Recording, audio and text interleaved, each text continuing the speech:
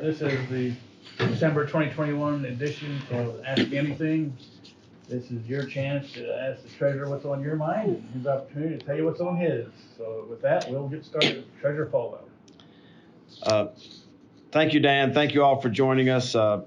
Merry Christmas and Happy Holidays. As you know, this is the continuation of what we started nearly 5 years ago with having an Ask Me Anything call for members of the international, national, state, and local press on any subject. We appreciate you joining us today. When the media advisory went out, it talked heavily about Senate Bill 473, Local Government Transparency Act, which Senator Barnes and Alder Beth Wood and many other members of the General Assembly worked on. We this afternoon have our local government commission meeting, which we'll discuss about dechartering East Laurinburg. Other than that, we continue to be in the check delivery business and setting records both in our unclaimed property division as well as we've just now had a record number of retirees who have been paid this month as that number continues to grow. So with that, we'll go ahead and go to questions. Thank you, Treasurer. For those of you who've been on the call before, you're familiar with the format. It's just wide open. There's no specific order. So wide open for questions. All we ask is that you identify yourself and the publication you're with before you ask your question. And with that, we'll open it up for the first caller.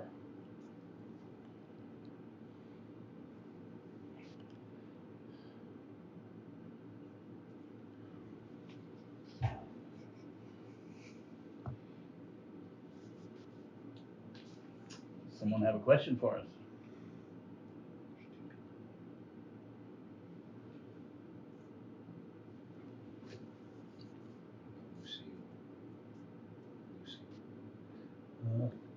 Lucille Sherman, are you on the call with us? I am. Hi. Hey, how are you doing today? Good. I want to ask you about Senate Bill 473 if no one else has any questions. Go ahead. There were some major objections to the legislation as it went through Do we have my press release on 473? But I wondered if you could speak to why this legislation is important right now. Okay. Thank you, Lucille. I will tell you as the chair of the Local Government Commission that I repeat what I said this morning at the Council of State meeting, and that is that in some respects, you can look at what's happened over the last 18 months financially as the state of North Carolina has won the lottery at least 3 times as far as the federal assistance that's coming down. And as you know, a lot of that assistance will be flowing down to the counties and cities across North Carolina. My deep concern as a person who served in the legislature is that in some respects, the General Assembly has these types of rules in place regarding state business, but there was nothing really that affected local governments. And this is not, these are local governments that could be across North Carolina, east, west, north, south, and big urban and rural. So it was very important that this piece of legislation pass so that we can make sure that the right behaviors were in place so that when taxpayers, especially lower and fixed income taxpayers, pay property taxes in these local communities, that the ethics, the transparency, and the governance is there to make sure that their money is going for those essential services that they thought they were paying for. There were some concerns that the legislation was targeting Rocky Mount. Do you want to speak to that at all? I don't. I'm obviously aware of the situations in Rocky Mount, but I can tell you as the chair of the Local Government Commission who's had to put on the agenda the taking over of several towns across North Carolina. For example, Kingstown, which is near the Speaker's District, Cliffside Water and Sewer District, Spring Lake over near Fayetteville, Eureka, Robersonville, and others. This wasn't about one particular community. and that's why it's a statewide bill. As I said earlier, people, when they become public servants, they put their left hand on the Bible and raise their right hand to only have a loyalty and duty of care to the citizens of that community. That should mean something. Putting your left hand on the Bible and raising your right hand doesn't mean that you have a loyalty and duty of care to yourself. It means that you have it to the citizens. And so this is like so many things, Lucille, that we hope that it never gets used. We would love a piece of legislation like this, just like the LGC toolkit, to be sort of like the Maytag repair person, the loneliest person in the world because nothing's broken. But unfortunately, we know that's the case factually. And secondly, with this tens and hundreds of millions of stimulus dollars that's coming in, it's important to make sure that money is going toward its intended purposes, and that the state auditor has the ability to go in and use parts of this toolbox to do her job more effectively. Mm-hmm. And since I have you, I want to ask you about the first provision in the legislation, which was one area that sort of came up a lot as it made its way through committee and floor votes yesterday. But the reference to annual audits, it's my understanding that basically that provision gives the local government commission basically more ability to enforce that local governments are conducting annual audits. Is that right? It's only if the state auditor investigates that particular municipality, though, correct? I wouldn't be able to answer that off the cuff because I don't have the bill in front of me, but we'll respond back to you before lunch on that question. No problem. I would say that the issue with annual audits is a concern. I think the city of Goldsboro is possibly 3 years behind on their audit. The city of Wilkesboro has been 3 years behind on their audit. I mean, these are major cities. East Laurinburg, has over 5 years and basically has been late on their audit for about 10 years, and some have not produced an audit at all. So this ability for us at the LGC as well as the state auditor to have some tools in our toolbox that make sure that this money is that it's transparent and properly accounted for is highly important. It's especially highly important to lower and fixed income people in North Carolina.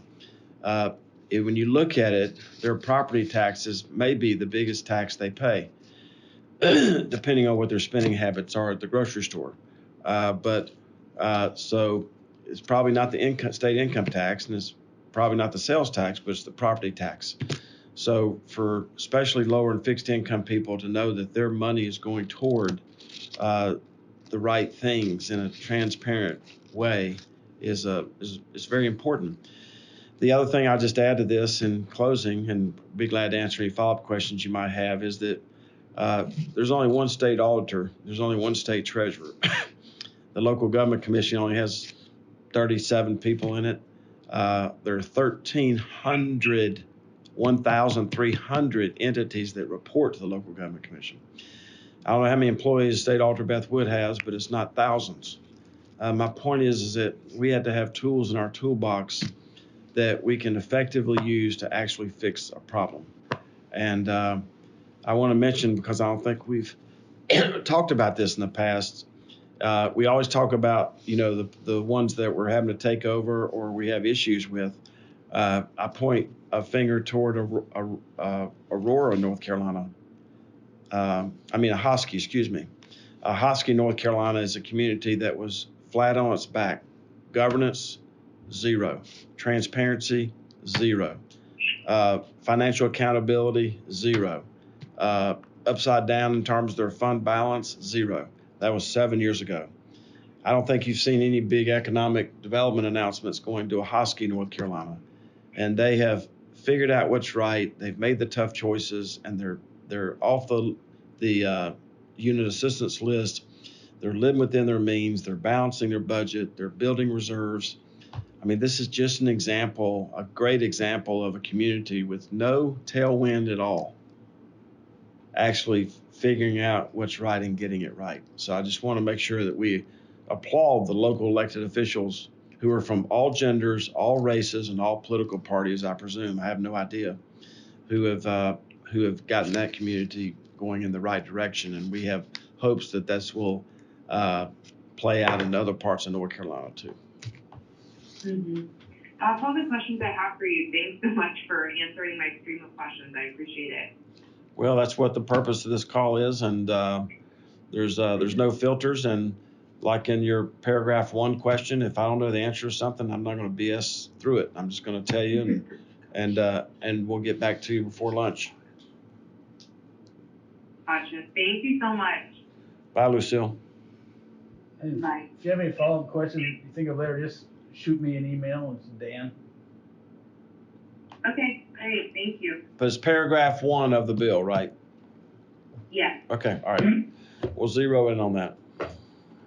Awesome. Thank you, guys. Thank you. Merry Christmas, Lucille. So we're still open Thank you too. we're still open for questions if anyone else on the line wants to pose their question to the treasurer. Mayor Naisler, did you join us? Yeah, I am here, and Secretary Folwell, I just want to thank you again for, really taking a methodical way of being able to shore up all the cities of North Carolina, because the way of the cities is the strength of the state. And again, I just think it's great, and I wanted to listen in, knowing that it's not a real wonderful thing to go in and try to take over a city. But once again, and also the support of the North Carolina League of Municipalities, and being able to, give them, I think the legislature gave us some money to be able to do that, and hopefully we can shore up and help these be stronger and stronger as it goes. Well, I appreciate you saying that, Mayor. Congratulations. I believe you just went through an election, didn't you? No, actually, I've got 2 more years for Okay. them to get me out. Okay. Well, thank you for saying that. I hope Lucille was still on the call to listen to that. I mean, you are our customer, and that's why we try to partner so well with the League of Municipality County Commissioner Association, as well as the UNC School of Government. And Mayor, as you know, oftentimes the word NO comes out of my mouth, but we try to spell it KNOW. We try to let people know why they're on the unit assistance list. We try to let them know why the amount they have in reserve is not sufficient as a going concern. We try to let them know when they're entering into possibly private-public partnerships that end up costing the taxpayers more, when you could just issue general obligation bonds and lower the cost for everybody. We try to be in the business of KNOW, and it's a tough job, because in so many instances, Mayor, as you know, some of these situations have developed, and sometimes the mayor is completely not aware, and the board. Right. So one thing that I did as soon as I got here, and I realized it, is that when this unit assistance list comes out, we want every board member of every community that's on that list to get a copy, as well as the county manager or the mayor, because this idea that maybe there's a chance this may have happened. I'm not saying it did happen, but there's a chance that, the city manager or the county manager was kind of keeping all this stuff under wraps. It wasn't doing anybody any good at all. And we're here on December 7th, and we're all thinking of the history of our country on this day. And Mayor, just reminds me to say, and I didn't intend to say this at all, that, one of the only things that got us through World War II, and especially when it came to actual humans being wounded, is to irrigate the wound, to keep running water through it so that it wouldn't get infected until somebody came along that could help the situation more intensely. And that's what we try to do at the Local Government Commission. When we find a community that's wounded, we are an objective third-party source. We're like a parent sometimes. We tell them things they should hear but don't necessarily want to hear. But we try just to keep running water through these situations so that we can get them to the right outcomes. And so I appreciate those kind words. Yeah, and And the greatest thing about it is we don't want to become what some of the other states have become. And with this oversight and all, it keeps us from becoming something that would be horrendous for this state. Well, thank you. And as I said, I hope Lucille's still on the call, but it's important for other people it's important for the media to hear what you're saying, not just hear it from us. And it's also important for you to thank your local delegation or anybody else who's on this call who we got some additional positions, slots for hiring more people at the LGC.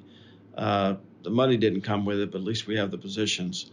And so we continue to work on that, and I hope things continue to go well in Kings Mountain. And I was there recently visiting a cemetery, and because I was in a couple of neighboring counties looking at Kingstown as well as Cliffside Water and Sewer Districts. So it's great to be with you, and Mr. Phil Beck still on the LGC, and is a great member, and we've had some other members from your neck of the woods that are. Yeah. So. You're welcome in. Okay. Thank you. Those were some good questions and some good comments. If anyone has any other questions, we're still open. If not, we'll move to the treasurer for his closing comments. Okay.